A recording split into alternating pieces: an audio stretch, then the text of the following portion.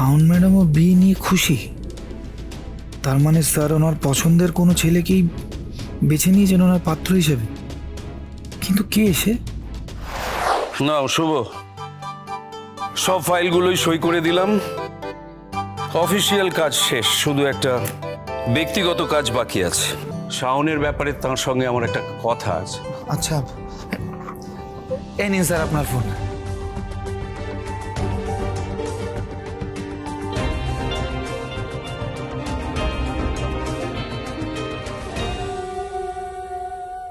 বলো বীরেন্দ্র। মা, আমার প্রণাম নেবেন। আপনার শরীর ভালো আছে তো? হ্যাঁ, আমি ভালো আছি। ও বাড়িতে সবাই কেমন আছে? হ্যাঁ হ্যাঁ, আমরাও সবাই ভালো আছি। আর আমার আদরের নাতনি শাওন, তার কি খবর? সেও ভালো আছে মা। আসলে ওর সম্পর্কে একটা জরুরি কথা আপনাকে জানানোর আছে, সেই জন্যই ফোনটা করেছি। কি জরুরি কথা? আসলে শাওনের বিয়ের জন্য আমরা পাত্র দেখেছি মা।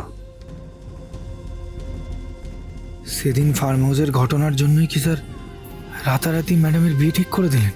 বিয়ের একটা তারিখ, লগ্ন এসব তো ঠিক করতে হবে, তাই ভাবলাম আগে আপনাকে জানাই। পাত্র ঠিক করে তারপরে আমাকে জানাচ্ছ? না, অবশ্য তুমি ওর বাবা, পাত্র ঠিক করার অধিকার তো তোমার আছে বটেই। কিন্তু শাওনের ছেলেটিকে পছন্দ হয়েছে তো? কে ছেলেটি, কি করে, ওর সম্পর্কে সব খোঁজ খবর ঠিক মতো নিয়েছে তো বীরেন্দ্র? হ্যাঁ, ছেলে বা তার বাড়ির ব্যাপারে আপনি বিন্দুমাত্র চিন্তা করবেন না। ছেলে আমাদের সবারই খুব পরিচিত। আপনি এখানে এলে বিস্তারিত আপনাকে সব জানাবো।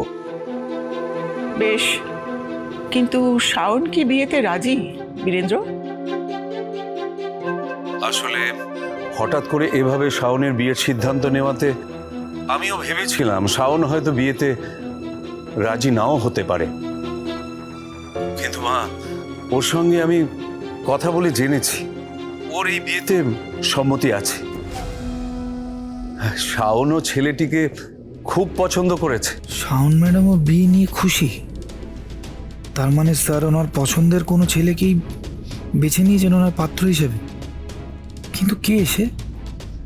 ম্যাডাম তো আমাকে কখনো বলেননি ওনার কাউকে ভালো লাগে। তাই আমি ভাবছিলাম আপনি এলে একেবারে। স্যার শাওন ম্যাডামের বিয়ে নিয়ে বড়মার সঙ্গে কত খুশি হয়ে আলোচনা করছেন। এভাবে উনি যে শাওন ম্যাডামের কত কাছের হয়ে উঠেছেন, এটাই হয়তো শাওন ম্যাডামের সব থেকে বড় পাওনা। বেশ, আমি তবে কালই রওনা দিচ্ছি।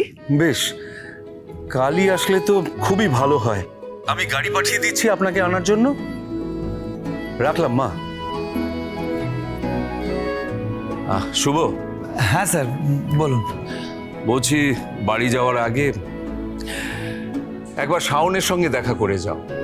ওর নিশ্চয়ই ওর বিয়ে নিয়ে তোমাকে অনেক কথা বলার আছে। যাও।